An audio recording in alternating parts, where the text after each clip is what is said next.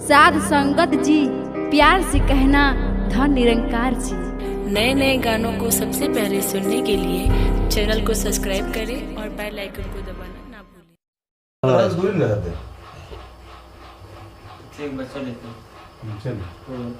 साध संगत जी, प्यार से कहिए धन निरंकार जी। आइए, एक भोजपुरी रचना है कि सतगुरु माता जी का नाम बड़ा प्यारा, तीन लोक नौ खंड से न्यारा। भव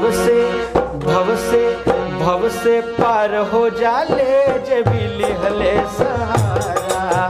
भव से पार हो जाले जबी लिहले सहारा। सतगुरु माता जी का नाम बड़ा प्यारा, तीन लोक नौ खंड से न्यारा। भव से पार हो जाले जबी लिहले सहारा। भव से पार हो जाले जबी लिहले सहारा।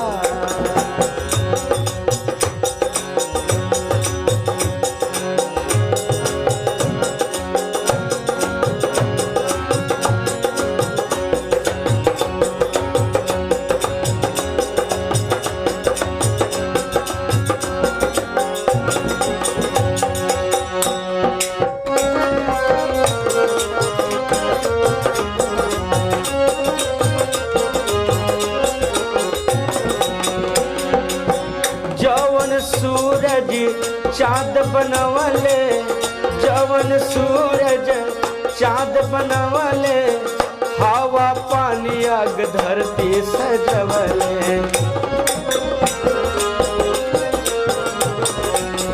जवन सूरज चाँद बनवले, हवा पानी आग धरती सजवले।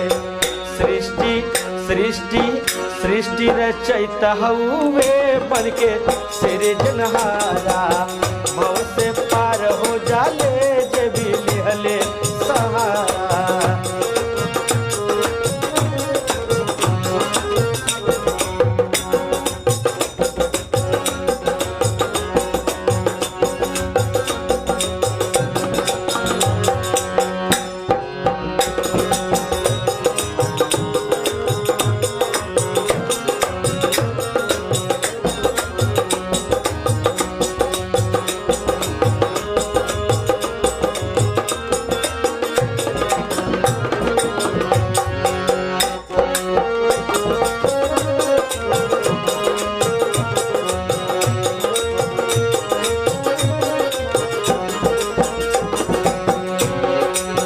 गड़ी का अजा मिल के तू ही तरलू, गड़ी का अजा मिल के तू ही तरलू। द्रौपदी के सवाल जिया बचैलो।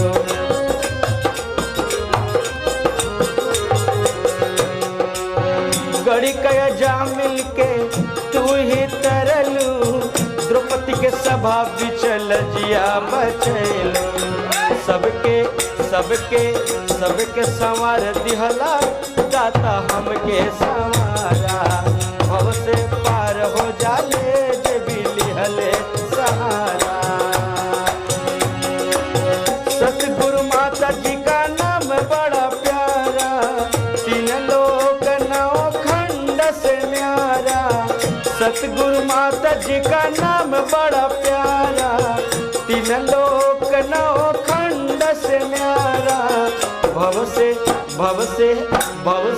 पार हो जाले जबी लिहले सहारा। भव से पार हो जाले जबी लिहले सहारा। भव से पार हो जाले जबी लिहले सहारा। भव से पार हो जाले जबी लिहले सहारा। भव से पार हो जाले जबी लिहले सहारा। प्यार से कहिए धन निरंकार जी।